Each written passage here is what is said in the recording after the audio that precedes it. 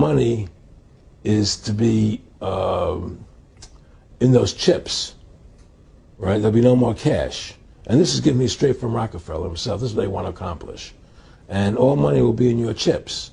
And so instead of having cash, anytime you have money in your chip, they can take out whatever they want to take out whenever they want to. If they say you owe us this much money in taxes, they just deduct it out of your chip digitally. Total control. Total control. And if you're like me or you, and you're protesting what they're doing, they can just turn off your chip. And you have nothing. You can't buy food. You can't do anything. It's total control of the people. And that chip's connected to a database that has your purchasing records, what you do, what everything, you sell. Everything is in there, you know? And so they want a one world government controlled by them, everybody being chipped, all your money in those chips, and they control the chips, and they control people. And you become a slave. You become a serf to these people. That's their goal. That's their intentions. Eric, can you be specific about when you met Rockefeller, how it happened in these discussions? I met Rockefeller through a female attorney I knew who called me up one day and said, one of the Rockefellers would like to meet you. I had made a video called Mad as Hell, and he'd seen the video and wanted to meet me and knew I was running for governor of Nevada. So sure, I'd love to meet him. And I met him and I liked him, and he was a very, very smart man. And we used to talk and share ideas and thoughts. And he's the one who told me 11 months before 9/11 ever happened that there was going to be an event. Never told me what the event was going to be, but there was going to be an event. And out of that event, we were going to invade Afghanistan to run pipelines from the Caspian Sea. We were going to invade Iraq, you know, to take over the oil fields, establish a base in the Middle East, and make it all part of the New World Order. And we'd go after Chavez in Venezuela. And sure enough, later 9/11 happened. And I remember he was telling me how how you're going to see soldiers looking in caves for people in Afghanistan and Pakistan and all these places. And there's going to be this war on terror, which is no real enemy. And the whole thing is a giant hoax, you know, but it's a way for the government to take over the American people. He told you it was going to be a hoax. Oh, yeah. Oh, yeah. There's no question. He says, there's going to be war on terror. And he's just laughing. There's no... Who are we fighting? I mean, why do you think 9/11 happened and then nothing's happened since then? Do you think that our security is so great here that these people who pulled off 9/11, who were able to, can't knock down another plane? Come on, it's ridiculous. 9/11 was done by people in our own government and our own banking system to perpetuate the fear of the American people into subordinating themselves to anything the government wants them to do.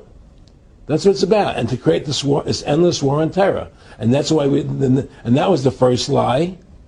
And the next lie was going into Iraq, you know, to get Saddam Hussein out with his weapons of mass destruction. That was the next lie. Now, specifically, this was a little over 6 years ago. This was 11 months before 9/11. Yeah. And Nick Rockefeller, he's a lawyer. He's become your friend over the previous years, and he's saying to you that there's going to be this big event, and then out of that we're going to have a war on terror, and it's just going to go on and on. Right, an endless war on terror without any real enemy. That you can never, so you can never define a winner. And did he say that it's going to be perfect because you can't define an enemy? It just goes on and on? Yeah, because you can't define a winner. There's no one to beat, so it goes on and on forever. And they can do whatever they want. They scare the hell out of the American public. Look, this whole war on terror is a fraud. It's a farce. It's very difficult to say it out loud because people are intimidated against saying it. Because if you say it, they want to make you into a nutcase. But the truth has to come out. That's why I'm doing this interview. The fact of the matter happens to be that the whole war on terror is a fraud. It's a farce. Yeah, there's a war going on in Iraq because we invaded Iraq. And people over there fighting, you know. But the war on terror, it's a joke, you know. And until we discover what really happened on 9/11 and who was responsible for 9/11, because that's where the war on terror emanates from. That's where it comes from. It was 9/11 that allowed this war on terror to begin. And until we get to the bottom root of 9/11, the truth of 9/11, will never know about the war on terror. Aaron, you said that he was, and I think it's important, and I know this about the Rockefellers from Dr. Dennis Cuddy and many others who literally, you'll be 20 years old in a lunch line at college, and there's David Rockefeller, and here's here. I mean, they're experts at recruiting and getting what they call players, and that clearly he was.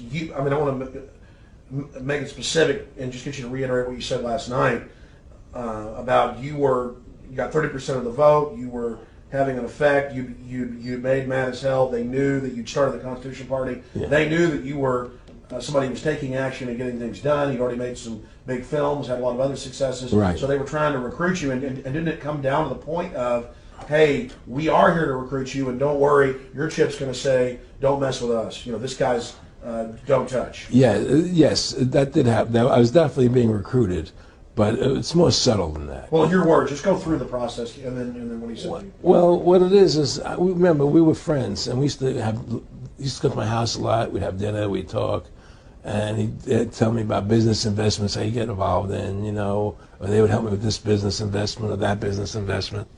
And was I interested in joining the Council on Foreign Relations? You know, I would have to get a letter to join them, but was I interested in that? And you know, just stuff, you know, leading you on. And I used to say to him that I never really did that because that wasn't where I was coming from. You know, as much as I like you, Nick, you know, your ways and my ways we're on the opposite side of the fence. You know, I don't believe in enslaving people. You know, and he would come back with, "Oh, I do." Or? Well, it would be more like it's better for them. Well, it's more like, you know, how do I put it? It was like, what do you care about them? What do you care about those people?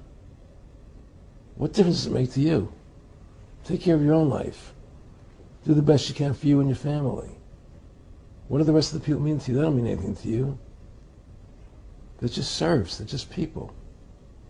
You know, it was just a lack of caring, you know, and that's just not who I was. It was just sort of like cold, you know. It was just like cold, you know. And I used to say to him, what's the point of all this? You have all the money in the world you need. You have all the power you need. What's the point? You know, what's the end goal? And he said the end goal is to get everybody chipped, to control the whole society.